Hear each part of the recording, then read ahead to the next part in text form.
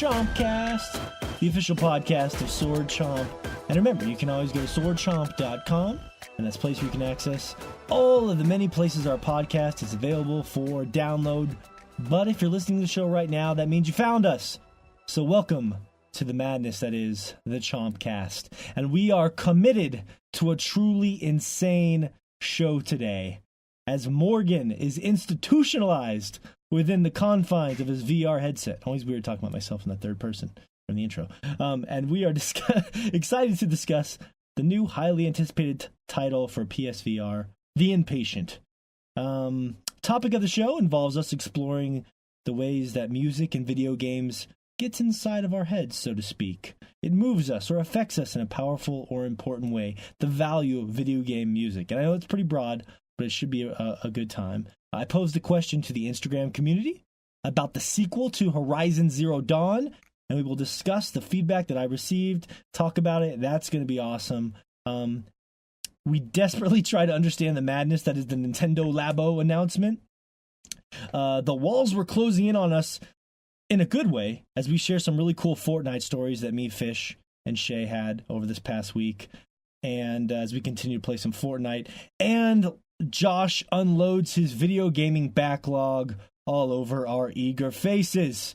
The bio break this week is involving a topic that has to do with devouring insects, which I know sounds gross, but actually has another correlation to the show that I don't want to give away just yet.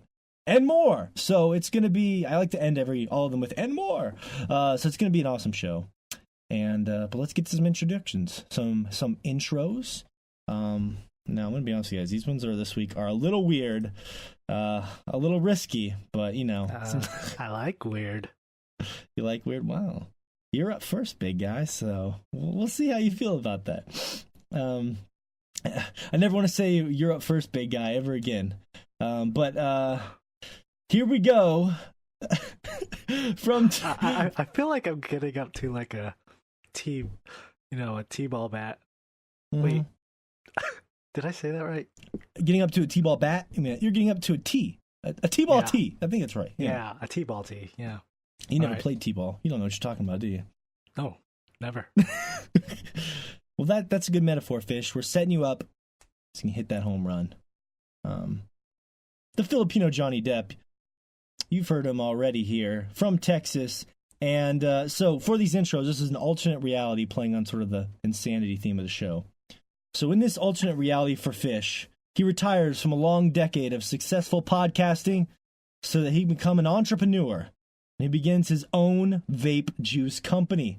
Unfortunately, in an attempt to have the most delicious and groundbreaking vape juice on the market, he begins using some ingredients that were not FDA approved.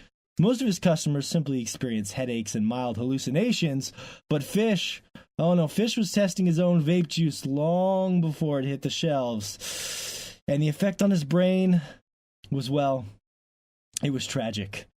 When the cops found him, he had wrestled and assaulted a poor elderly woman at a local nursing home just to get to her wheelchair. And that's not the strangest part. According to police reports, he was licking, that's right, you heard me, licking the wheelchair feverishly. And the report said that he said it tasted like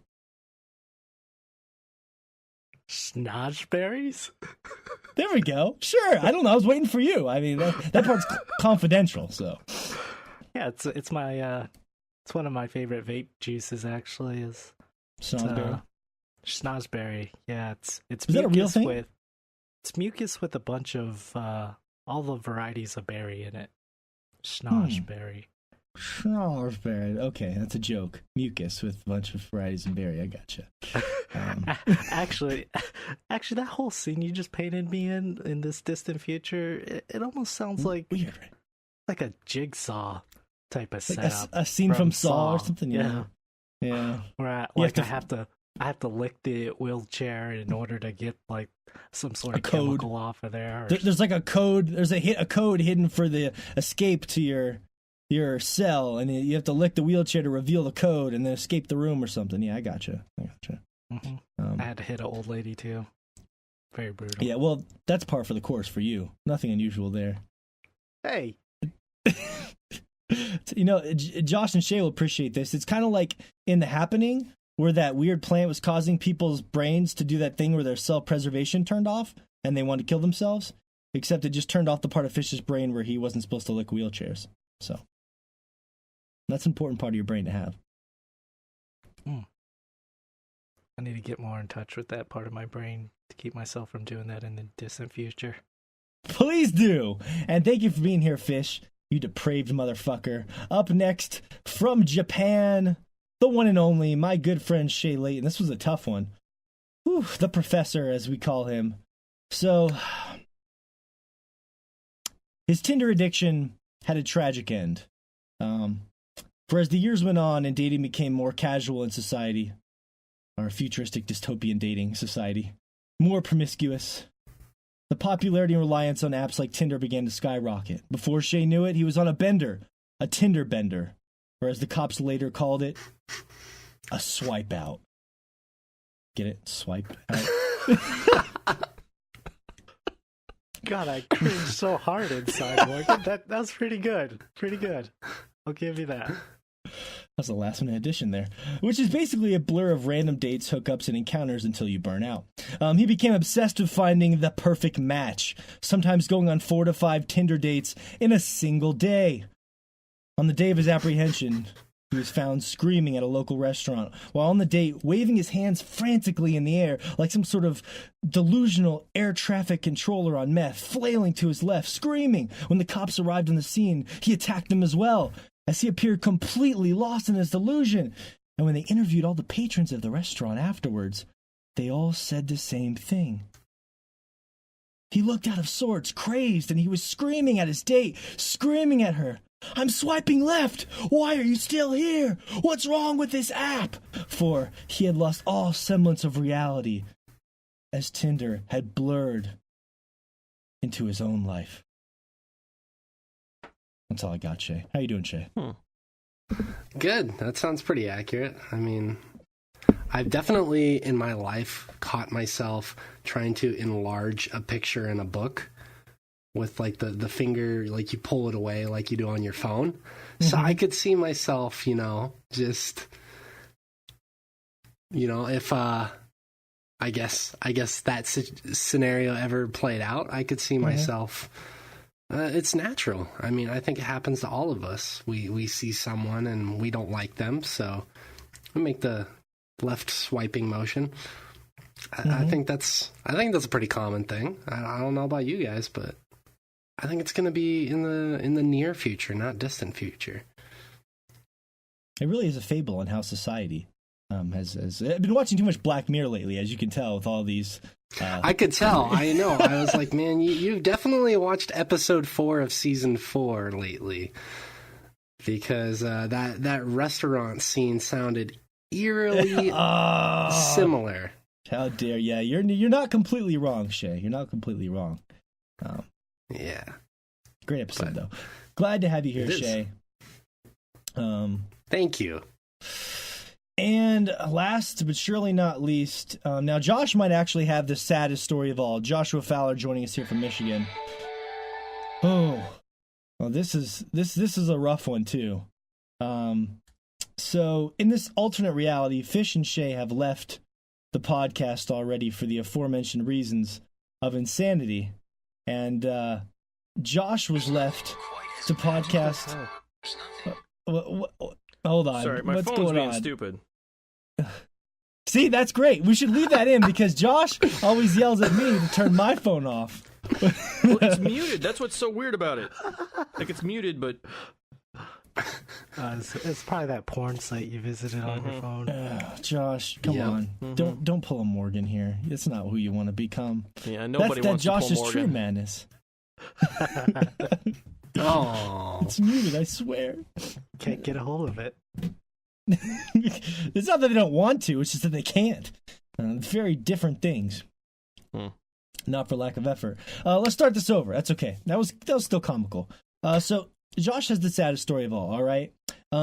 Basically, after Fish's whole story and Shay's story, they left the podcast. So it was just me and Josh. And he was left to hear my shitty opinions for years and years and years and years alone. He started having nightmares about Morgan mentioning everything from No Man's Sky to fishing games and near and shiny Pokemon over and over, waking up in a feverish hell of sweat and despair every evening. The breaking point was one warm morning in June. Josh and Morgan were actually traveling for an on-site E3 meet and greet with fans. And they were eating cereal at a local hotel. It was a continental breakfast that they provided. While shoving a spoonful of Honey Nut Cheerios in his mouth, Josh sat there with a despondent look on his face when Morgan made a comment about some near automata fan fiction he was writing, and Josh just snapped. He lunged at Morgan and began trying to pluck out his eyeballs from his socket with his little plastic disposable spoon, still dripping with milk, and it might have worked. But a local security guard was also eating his breakfast, and he threw his warm pigs in the blanket to the side and tackled Josh before any real damage could be done, saving me. How you doing, Josh?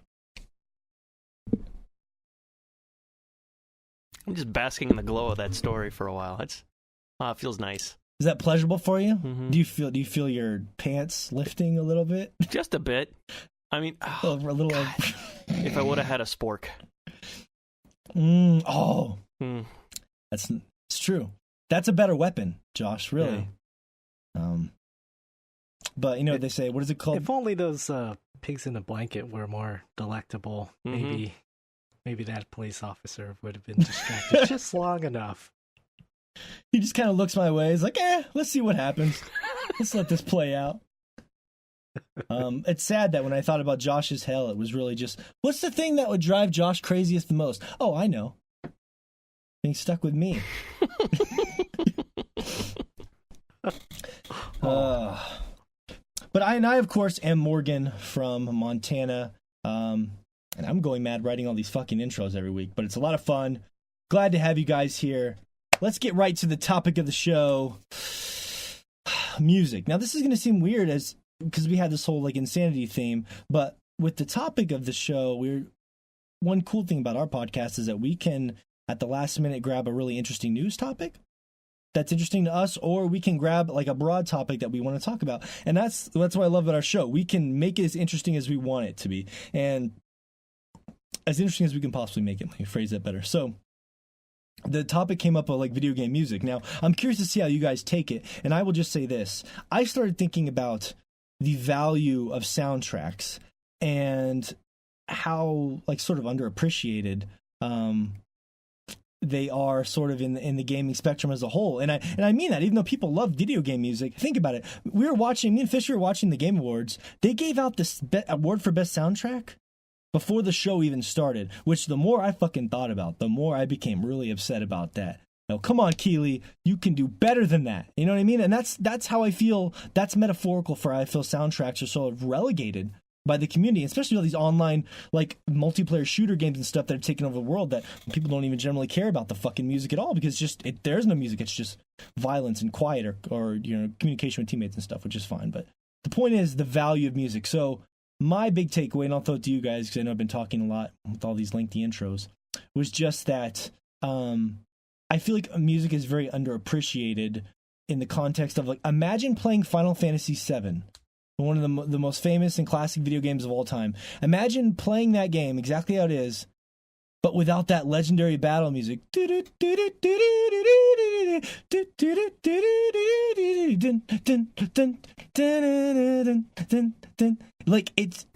It's impossible to even separate those two, right? So I think it's impossible to know what you just hummed. That was nonsensical. You couldn't. I'm not really good at that, which is surprising. No, I could not tell that was the battle music at all. Personally, can you do it better? Can you hum it? You hum it, Shay. I want to hear you do it. Hum the battle music. I can't do it. I honestly couldn't do it. I could probably do this.